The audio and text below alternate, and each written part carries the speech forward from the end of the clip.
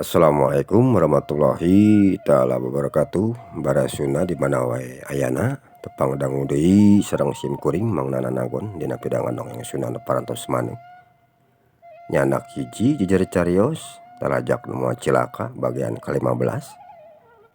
Anca garapan anu katuna waktu tinten kamari tos dugikeun aya kijang nya baraya anu sarumping ka bumina Ki Badar mobil kijang 2 anu lalebet ka buruan payuna gitu terus dugikeun ka dinya. Ari Ki Badar sareng anu sanesna nuju caralik dina kursi payun ditepas. Barasuna di mana wae ayana mangaturkeun nuhun nu parantos subscribe, like, sareng komen di channel Mang ieu oge nu parantos ngarojong salawasna kana pidangan dongeng Sunda Timang utamina nu parantos satia satuhu saterasna manco kana pedangan dongeng Sunda Timang.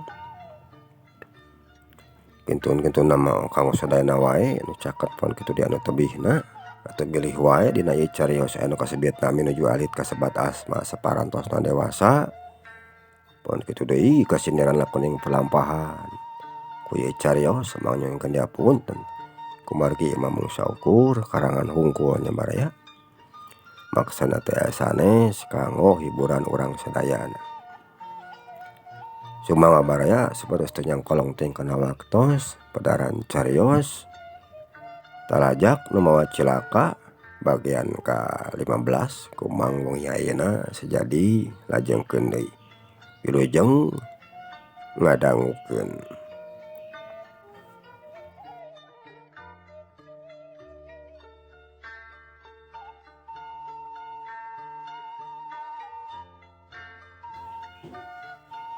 Barang keur anteng ngawarangkong kurunyung kadinya aya 2 mobil kijang anu asup kaburuan hareup imahna Ki Badar. Ki Badar manehna meuni curinghak barang nenyo aya nu daratang ka imahna teh. Jerut cenah jero mobil katenyo aya sababaraha urang jalma anu tarurun. Ari awakna lumayan jarangkung gede bari jeung aya bajeng sawarehna mah aya nu marake jaket kulit.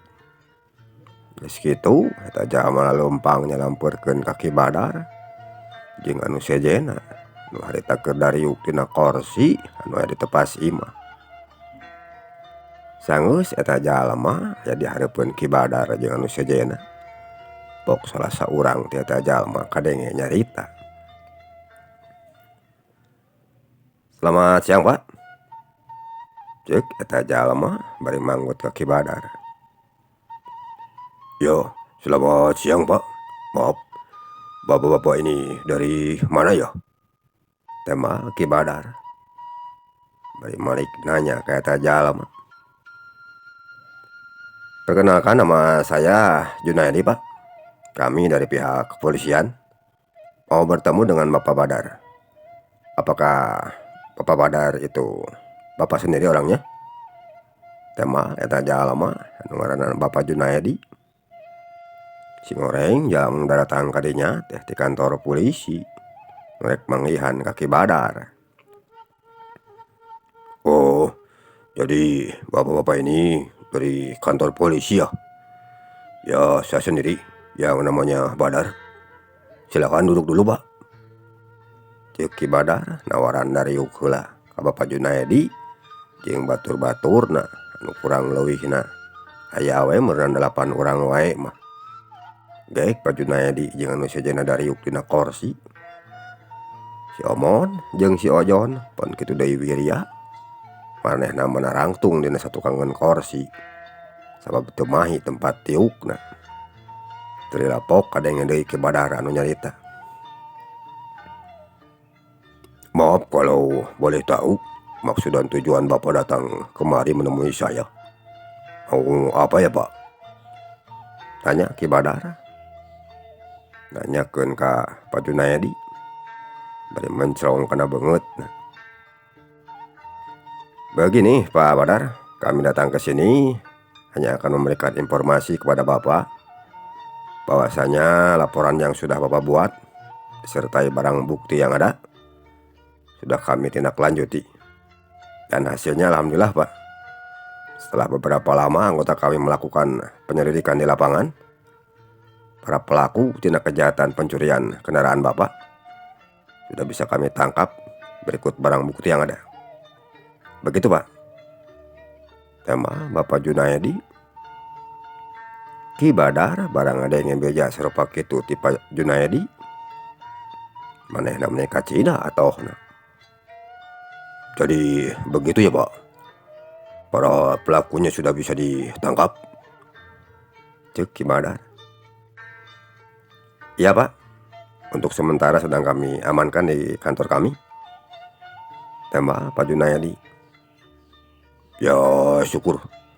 Kalau begitu mah Pak, saya sangat berterima kasih sekali kepada bapak-bapak semua yang sudah membantu saya selama ini. Cek Ki Badar. Ya sama-sama. Tapi selain hal yang sudah tadi saya sampaikan, saya juga akan memberitahukan kepada Bapak kalau kami datang ke sini akan melakukan penangkapan juga Pak kepada anak Bapak yang bernama Kasman. Karena menurut pengakuan dari para pelaku, kalau anak Bapak ikut terlibat dalam masalah ini. Ini surat tugas kami dan ini surat perintah penangkapan untuk saudara Kasman, anak Bapak. Begitu Pak. Cek Bapak Junaedi menemukan surat tugas yang surat perintah penangkapan ke Kak Kasman atau Ki Badar. Ibu Suratmi neng ida pon kitu deui anu sejena. Mendingan renjak barang ada yang kitu teh. Begitu ya Pak. Jadi anak saya juga ikut terlibat? Tanya Ki Badar. Iya Pak. Karena menurut informasi dari para pelaku, putra Bapak yang sudah memberikan kunci serep mobil tersebut kepada 2 orang pelaku untuk melakukan tindak pencurian Pak. Bahkan rekan-rekan yang lainnya pun sudah kami tangkap, yang mana sudah melakukan penjualan mobil dan orang yang sudah menjadi otak dari pencurian tersebut. Untuk itu kami minta izin kepada Bapak untuk membawa putra Bapak ke kantor buat dimintai keterangan lebih lanjut Pak. Tema Bapak Junaedi. Begitu ya Pak. Ya silakan, kalau memang sudah begini, saya juga tidak akan menghalang-halangi tugas Bapak-bapak sekalian. Silakan bawa saja anak saya Pak. Cek Ki Badar. Baik kalau begitu Pak. Bisa Bapak tunjukkan di mana kamar anak Bapak? Tanya Pak Junaedi. Oh iya, mari ikut saya Pak. Cek Ki Badar. Bari cengkat tina diukna. Dituturkeun ku para petugas anu arasup ka jero imah. Geus aya di hareupeun panto kamarna Kasman, Pak Junaedi ngatrok kana panto kamarna Kasman. Ari nu sejenna mah nyaling karena kasapipireun jandela kamarna. Sabab bisi kabur cenah Kasmana. Tulilah kadenge Pak Junaedi keur nangtung dina hareupeun panto kamarna Kasman nyarita. Saudara Kasman, saya minta kerjasamanya Anda agar Anda sekarang ikut dengan kami ke kantor polisi. Cek Bapak Junaedi bari tuluy ngetrokan kana pantauna. Ucapkeun ayeuna Kasman baraya nu keur aya di jero kamar. Barang kumanehna kabireungeuh yang dihareup lawang panto kamarna geus aya polisi. Kasman meni curinghak. Tuluy manehna nangtung. Geus kitu ngarawel kana jaket anu ngagantung kana paku. Rap kumanehna dipake. Tilapok kadenge manehna nyarita sorangan. Cilaka. Siap polisi nu datang ka imah aing ya. Aing kudu kabur lamun kecarana mah. Cek Kasman bari kuda giru ngadeukeutan kana lawang panto jandela kamarna. Tuluy slotna dibuka, bray jandela kamar muka. Tapi karek-karek loncat di saluareun jandela kamar geus aya sabaraha urang jalma anu keur nangtung. Nodongkeun pistolna kituna teh ka manehna. Jangan bergerak Kasman. Dan jangan coba-coba Anda lari. Saya minta kerjasamanya dari Anda. Sekarang turun pelan-pelan dari atas jendela. Cek salah seorang petugas. Kasman manehna geus teu bisa majar kumaha. Tuluy turun lalaunan tina lawang jendela kamar. geus aya dihandap kasman pada newak kuno saja leungeunna diporgol ka tukang geus kitu dibawa asup ka jero mobil geus rengse segala rupana pok pajuna di kadenge deui nyarita ka Ki Badar. Pak Badar, terima kasih atas kerjasamanya. Kami sekarang mau kembali ke kantor. Dan nanti kalau ada surat pemanggilan buat Bapak dari kami, saya harap Bapak bisa datang ke kantor kami, Pak. Cek Pak Junayadi. Ya, saya pasti datang, Pak. Tema Ki Badar. Geus kitu Pak Junayadi jeung anu sejenna ramitan heula kanu ara di dinya. Tuluy arasup deui kana mobilna. Teulah geleyeung mobil Kijang kaluar ti buruan hareup imahna Ki Badar. Merengkol ka kenca laju murung idul. Rek balik deui ka kantor polisi. Ari Ki Badar sanggeus polisi aya di tidinya, gek manehna diuk deui dina kursi nu aya ditepas imah. Teulah pok Ibu Suratmi kadenge nyarita. Bapana, kumaha anak urang teh? Nah bade diantep wae atuh. Cek Ibu Suratmi bajang lawa-lawe ituna teh. Oh nah hari geus kumaha teh ibuna? Keun we da eta mah bongana. Celaka ku pamolahna sorangan. Anu geus jahat ka kolot. Jenikeun we antep menjadi pelajaran keur manehna. Rena lamun ngajalankeun teu balik teh kapanan teh jaga-jaga teuing atuh. Beut ayeuna we geus karasa ku dirina. Keun we da bongan kalakuanana eta mah. Ulah rek dibela wae atuh budak teh. Sabab ari urusan anu kieu mah geus aya patulak batalina jeung hukum. Nu hartina geus aya hukumanana ku setiap pelaku tindak kejahatan. Jeung deui ari kangaranan hukum mah orek ponteng kanu koneng, orek cut kanu hideung. Sabab ari hukum mah teu ngeunal nu ngaranna reka sanak ka kadang teu ka baraya atawa teu ka anak sorangan pun kitu di kakolot. Lamun geus tetela salah mah nya ditindak we sesuai aturan hukum anu geus aya. Jadi Bapak ge geus teu bisa nanaon deui ari lebah dina mah. Sabab masalah ieu ku Bapak geus dipasrahkeun kanu wajibna. Nu artina geus aya katangtuan undang-undang aturan hukumna kapanan. Tah kitu ibuna. Tema Ki Badar. Nah atunya si Kujang teh jadi kitu eta budak teh bapana. Ceuk Ibu Suratmi. Oh nya salah urangna keneh we meureun salaku kolotna. Tadi na ngago teuing ka anak. Sajabana ti kitu tina pergaulan deui ongkoh. Teu bisa milih dina gaulna. Padu wawuh we meureun jeung jalma nu teu baralik. Coba lamun jeung anu balanar wawuhna teh. Kan moal kieu ibuna. Cek Ki Badar. Nyai, kumaha atuh lanceuk hidup teh? Cek Ibu Suratmi bari ngarangkul kanu jadi anakna. Nu keur diuk teu beh kencaeun manehna. Entos we Bu, sing sabar. Ari entos bade dikumahakeun deui. Atos kieu buktosna. Bongan eta mah kuku kalepatan anak angkas mah nyalira Bu. Tema Neng Ida nangkep kan jadi indungna. Kayaan harita di eta lembur teu karasa wancit geus rek maju deui ka sore. Malah mah jam 2 beurang harita teh.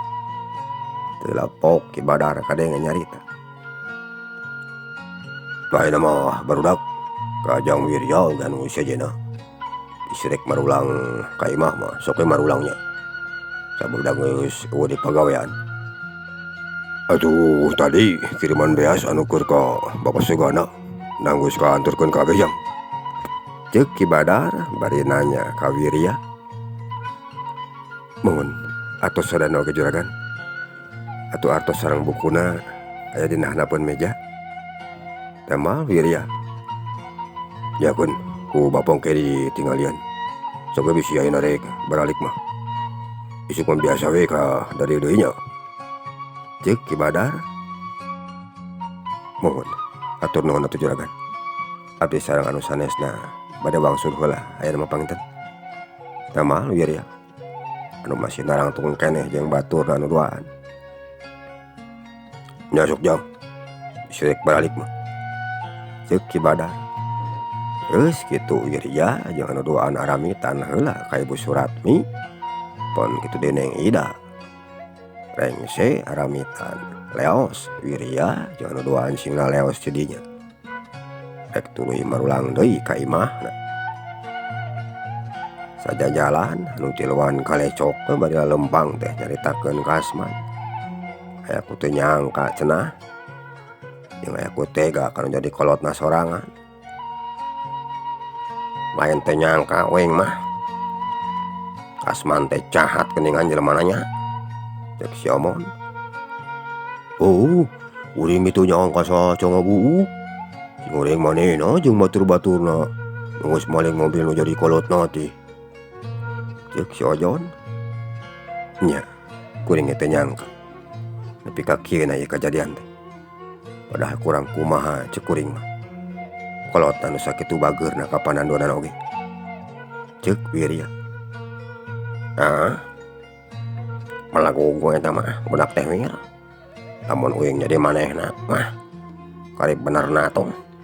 Rek naon deui. Kolot jalma jegut, bro dijuruk bro dipantau. Ngayah di tengah imah. Loba keton cek babasanana mah. Loba nu teu kalabok teh lain bohongan. Atuh budak ngandua. Teu rae siga keluarga uing kapanan. Uing menepi ka 12 na tuh. Lamun jadi klub sepak bola teh mah satimun merenang. Cadangan hiji. Sok manglebarkeun uing mari kanu kitu teh. Cek si Omon. Oh nyo. Sok manglebarkeun. Ari kitu teh. Tempas si Ojon. Lior panongonan oge.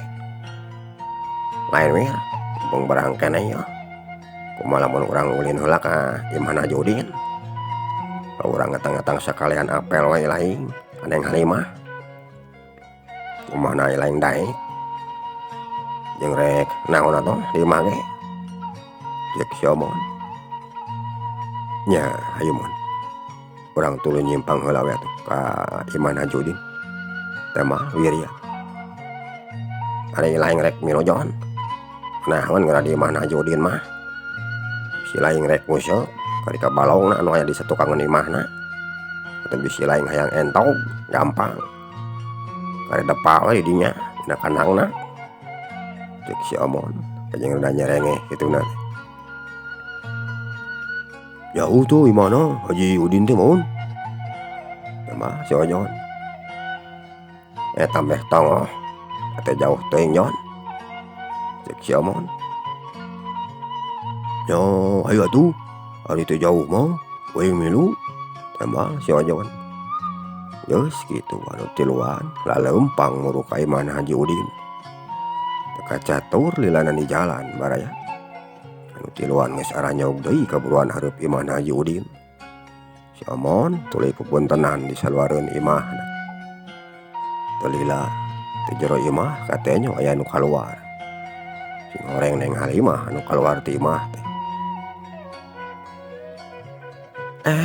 Geuningan aya Kang Omon sareng Kang Wirya. Mangga kadari caralik heula Kang. Ceuk Neng Halimah nawaran asup anu tiluan. Sup anu tiluan arasup ka tepas imah. Gek dariuk dina kursi. Pok si Omon ngadenge nyarita. Sanes ari Pak Haji Udin naha aya Neng? Tanya si Omon.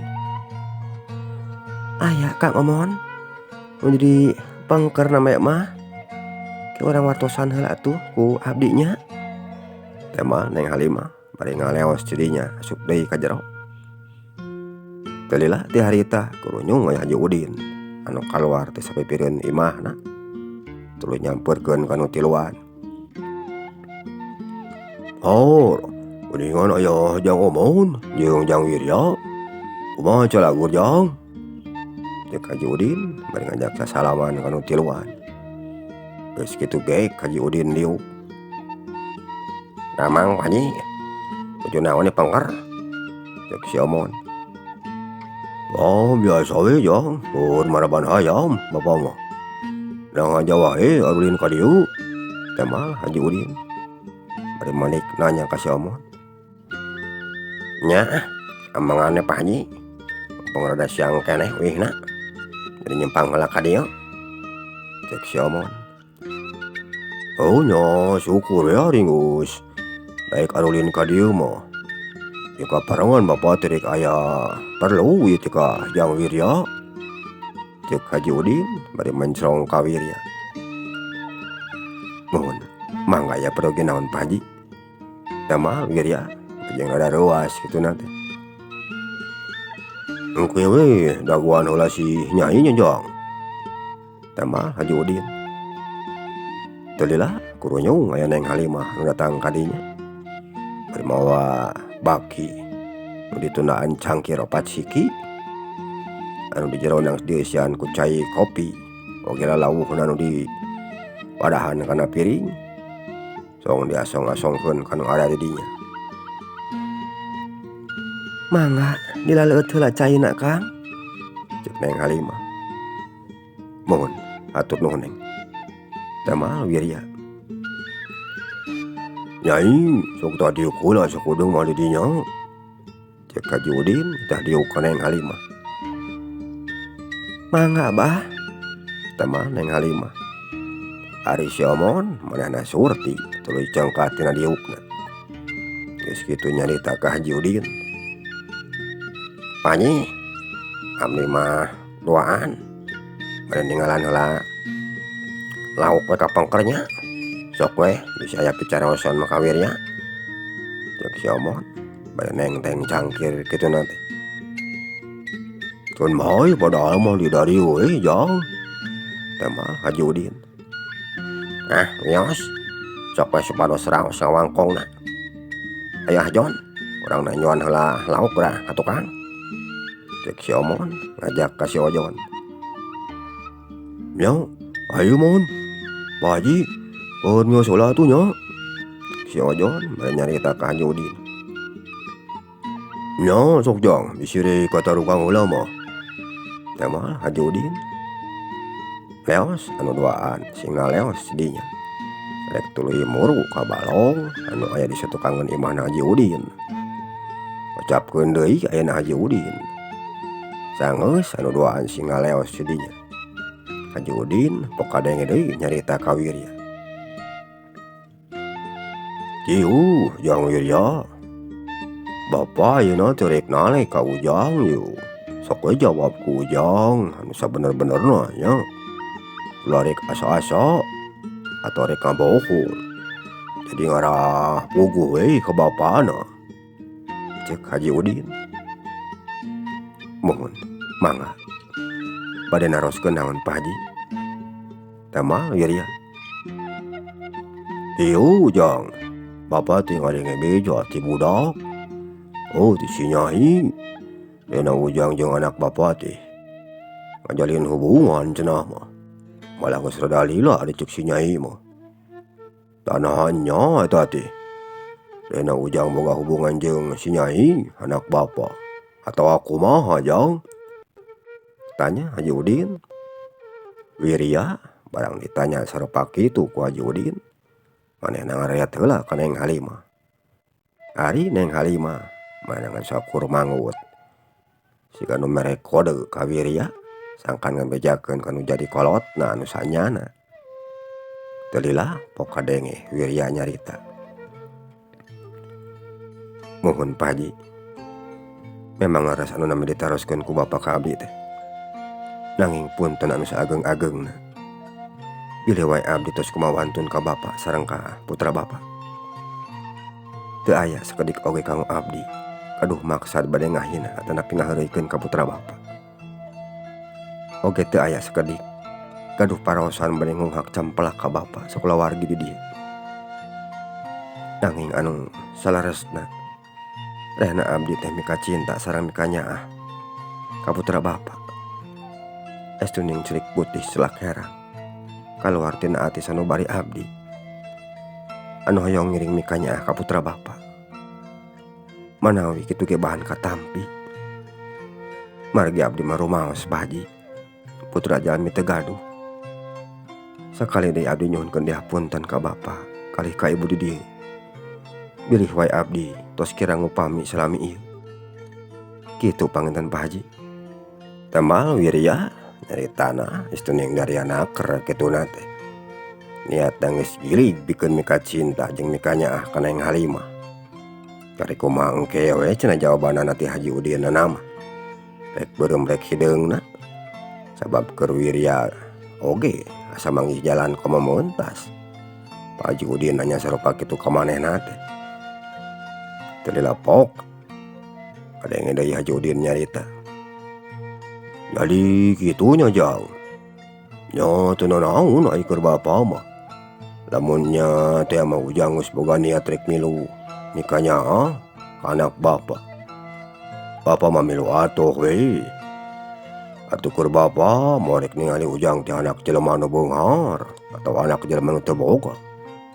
Malampokana etana ari keur bapa mah. Penting mah si nyaina sarua sukana jeung sarua nyaahna ka ujang. Atuh ujang kudu bisa ngajaga kana kapercayaan bapa ieu.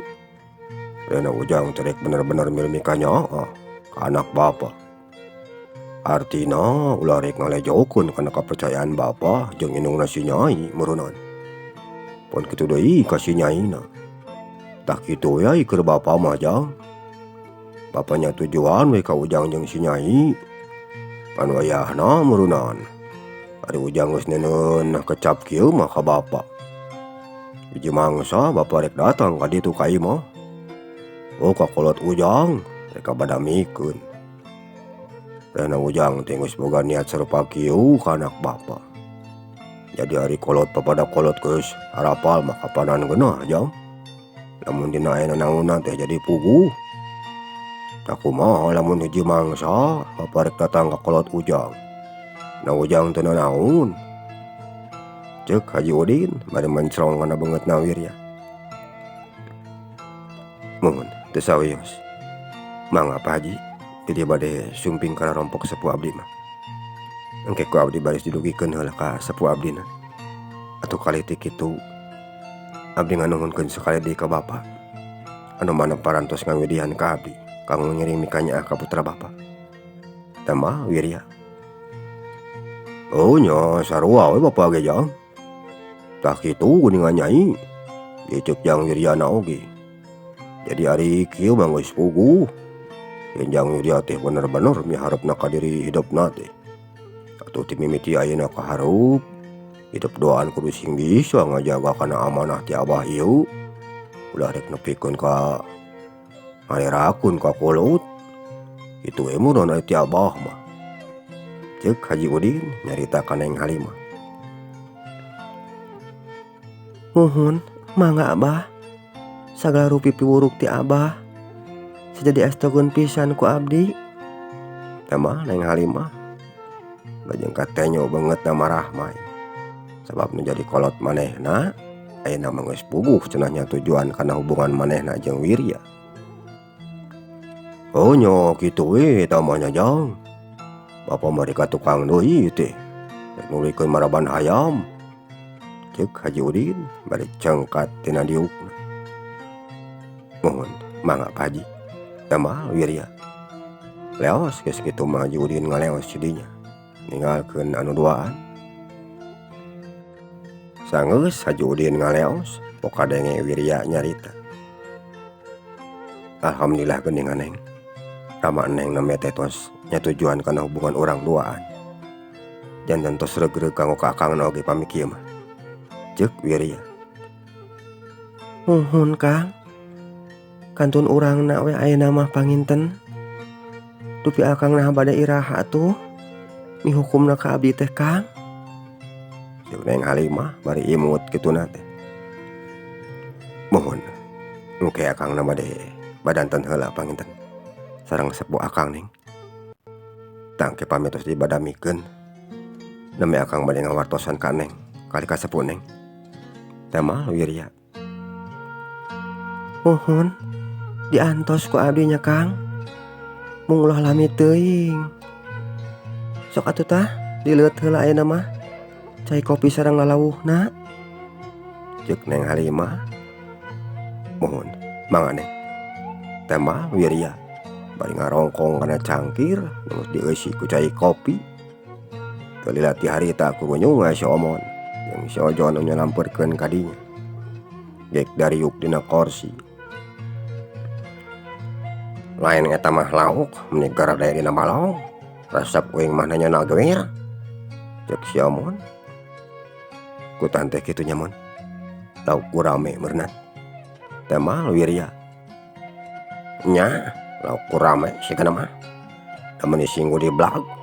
Sagede ping-ping uing mah aya meureunan. Sigana hiji ge moal beak cucukna mah. Cek si Omon. Nya, atuh. Ari cucukna mah moal aya nu ngahakan mun. Ari lain kucing mah. Teh mah si Ojon. Aya tuh mun, oge Jon. Nama orang tuluy baralik weh. Sabab geus rek maju ka burit teh geuningan. Ceuk Wirya. Nya, aya tuh yen. We ngarek kampikeun hayam heula ieu teh ah. Teh mah si Omon. Mohon atuh nya Neng. Akang mah bade teras uih heula ieu teh. Kumar kitu sabade majang ka burit geuningan. Ceuk Wirya ajak nyarita ka Neng Halimah. Mohon mangga pami bade teras aruy heula mah. Nuhun tos aramung ka dieu nya. Kade ulah teu ka dieu deui Kang. Teh mah Neng Halimah. Geus kitu anu tiluan aramit ka Neng Halimah. Pon kitu di ka Haji Udin. Ukur maraban hayam ni tukang. Rengse pamitan anu tiluan ngaleos ti imahna Haji Udin. Rek marulang deui ka imahna sewang-sewangan. Teu catur lilana di jalan. Gancangna carita Wirya geus aya deui di imah nu jadi kolotna barnya. Tanggeus aya di imah Wirya ngaleos heula ka pancuran anu aya disalebakeun imahna Mang Diman. Tayana wae rek anon mandi heula meureunan. Rengse mandi Wirya mulang deui ka imah nu jadi kolotna. Bus asup kangon rek ngaganti heula bajuna. Sanggeus salin baju gek Wirya diuk di sisi dipan. Geus kitu manehna inget kana amplop anu basa ti heula kungsi dibere ku Ibu Dewi teh. Nu kumanehna nepi ka popohokeun eta amplop teh. Malah macan dibuka-buka acan. Wirya tuluy cengkat tina diukna. Geus kitu manehna ngirikan kana sanapeun tumpukan bajuna. Sabab dari dinya cenah lamun teu salah mah neuneuna eta amplop teh. Sanggeus kabeh disingkaban, breh ku Wirya katenyo. Amplop teh adina tengah tumpukan bajuna. Hadena, aya di dieu amplop teh. Teu ka pikeun ku aing. Nepi ka popohkeun kieu ieu amplop. Ceuk Wirya nyarita sorangan, nyokot amplop anu aya dina tumpukan bajuna. Gek Wirya diuk deui dina sisi dipan. Ari muka amplop anu pamere ti Ibu Dewi teh. Barang amplop dibuka kumanehna Wirya teu sirikna boncelik panonna. Sabab nenyo duit anu aya dina jero amplop mun sakitu lobana. Lain saeutik jumlahna. Lamun ku ayeuna mah beunang jutaan lobana teh. Heureus sajongjonan mah Wirya ngahulang bari tuluy nenyo kana duit anu matet dina jero amplop. Nah teu salah kitu. Si ibu mere duit ka aing teh. Menika cida lobana kieu. Naon maksud jeung tujuan anaknya? Bangna si ibu mere duit loba teuing ka aing kieu. Jeung katenyona ku aing. Siga nu nyaahan pisan si ibu teh ka aing. Nah saha ari manehna teh atunya? Nah nu ngan saukur milu nyaahan hungkul kitu ka aing. Sabab manehna nyarita asa ka anak cenah ka aing teh. Nuhun Gusti. Paminya teh mah aya jami anu tos ngiring mika nyaah ka abdi. Katampi kateda pisan ku abdi. Hatur nuhun Gusti. Oge hatur nuhun Ibu kana pamasihanna. Ceuk Wirya tuluy neuneun heula duitna kana sanapeun tumpukan bajuna. Geus kitu gelehe Wirya ngedeng dina kasur baenang karap pengkang. Ari pipikiranna jadi inget wae ayeuna mah ka Ibu Dewi nu geus mere duit anu sakitu lobana ka manehna. Cag urang tuna heula Wirya baraya nu keur aya di ngona. Ayeuna urang nyaritakeun deui Ki Badar nu harita keur diuk keneh dina kursi anu aya di tepas hareup imahna. Sanggeus Wirya jeung si Omon pon kitu deui si Ojon sing ngaleos ti dinya. Ki Badar manehna cengkat tina diukna tuluy asup ka ngona. Geus kitu diuk dina sisi ranjang bari ngitung heula duit anu ladangan jual beas ka Bapak Suganda. Barang kumanehna diitung sing horeng duitna teh leuwih, malah maloba pisan leuwihna oge.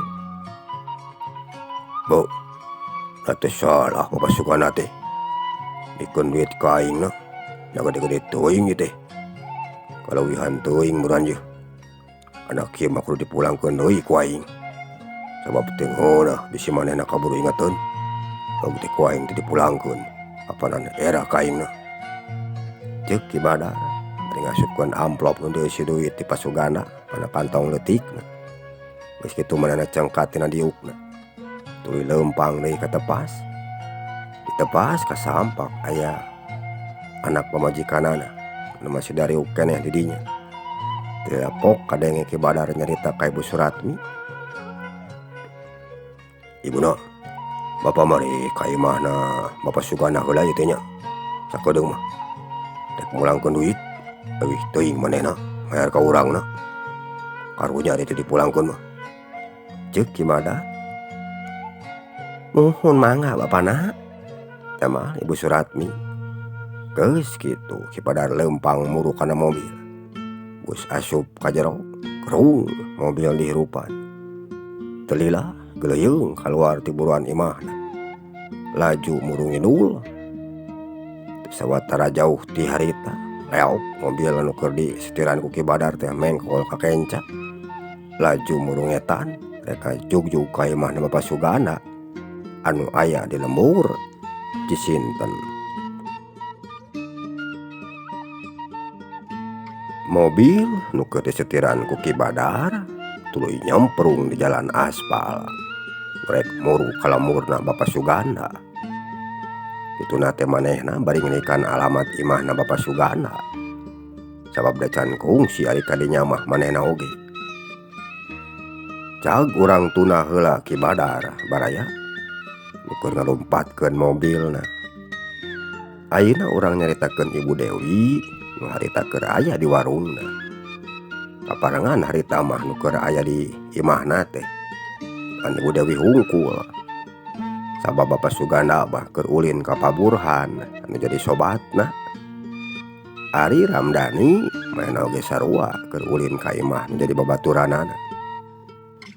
Barang Ibu Dewi keur jongjot nempoan majalah bari diuk di jero warungna. Kaburuan hareup imahna jol aya mobil kol buntung anu asup. Sing horeng eta jalma nu keur mawa mobil kol buntung teh Ki Badar anu harita karek nepi ka dinya. Reg mobil eureun di buruan. Geus kitu Ki Badar mareman heula mesinna. Jerut Ki Badar turun tina mobil tuluy luak liuk heula kituna teh. Sabab bisi salah cenah imahna.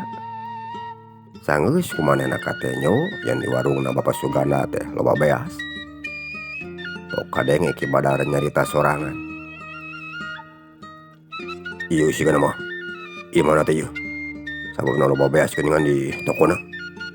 Ceuk Ki Badar bari tuluy leumpang nyampeurkeun ka warung anu di jero eta warung teh keur aya Ibu Dewi.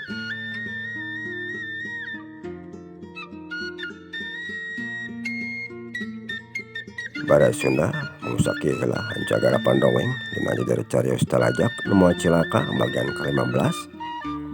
Insyaallah bagian ke-16 manawi pareng kumang saja dilajengkeun deui. Manyen kendia punten bilih seueur kakirangan dina midangkeunna.